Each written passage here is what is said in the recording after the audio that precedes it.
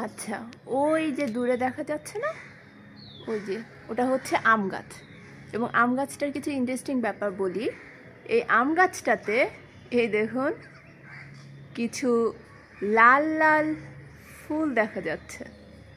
এখানে আছে ওই যে পিছনে কিছু লাল লাল ফুল। এখানে এই লাল লাল ফুলগুলো আসলে কি? ছোটবেলায় আমরা যখন হচ্ছে আম গাছ দেখতাম, তো এই গাছটাতে প্রায় সময়ই দেখা যেত যে এই নভেম্বর ডিসেম্বর মাসে পুরো লাল লাল হয়ে থাকতো। তো আমরা হচ্ছে ফ্রেন্ডদের সাথে যখন কথা বলতাম, তখন তো অনেক ছোট ছিলাম, তো আমাদের মধ্যে সব থেকে মজার হইতো যে এগুলো নাকি ভূতের চোখ। তো এটা নিয়ে অনেক ধরনের ইন্টারেস্টিং গল্প তৈরি হতো। এক একজন বাচ্চা এক এক রকমের ইন্টারেস্টিং গল্প বলতো, মানে তখনকার ক্রিয়েটিভিটি দেখানো হতো আসলে।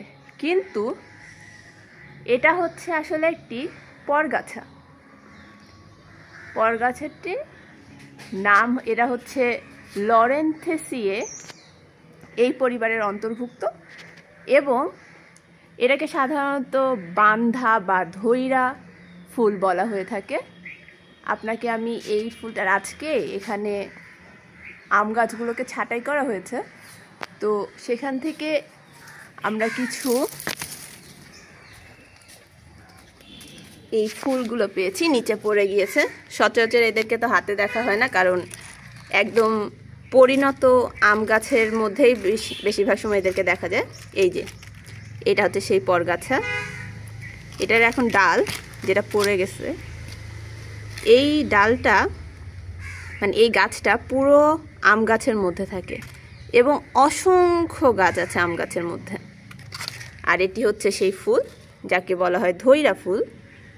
এটি থেকে ফল হয় এবং ফলটাও অনেকটা এই যে লাল কালারের, খুব সুন্দর দেখতে হয়। পাখিদের এটি খুবই পছন্দের একটি ফল, এবং এই ফলটি পাখিদের ঠোঁটের মাধ্যমে বিভিন্ন গাছের মধ্যে যায়। সো পাখি যদি কখনো এই গাছের ফল খায় এবং তারপর সে যেই যেই ডালের মধ্যে গিয়ে তার ঠোঁট লাগাবে, সেই সেই গাছের মধ্যে ফলগুলো চলে যায় এবং সেখানে এই পরগাছাটা তৈরি হয়ে যায়। ইন্টারেস্টিং না? মানে এটি পুরোই আলাদা আম গাছের সাথে। বাট এটিকে আমরা এই ফুলটা সাধারণত নভেম্বর ডিসেম্বর মাসে বেশি হয়, শীত টাইম যখন আসে তখন। আর এটিকে আপনি মেহগুনি বা কাঁঠাল গাছ, বেশিরভাগ সময় পুরাতন যেই গাছগুলো থাকে যে অনেক বছর হয়ে গিয়েছে একদম ঘন, সেই গাছগুলোতে বেশি হয়। আর আম গাছ এদের সব থেকে পছন্দের একটি গাছ। আপনারা প্রায় আম গাছেই এদেরকে দেখতে পারবেন। পরিণত হতে হবে অবশ্যই, ছোট গাছ হলে হবে না।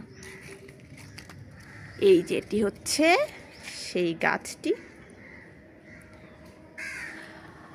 আর এই গাছ থেকে এটা পড়েছিল, সে ডালের মধ্যে ছিল। আর ওই যে পিছনে ওই গাছে এখনো আছে অনেক ফুল। ইন্টারেস্টিং।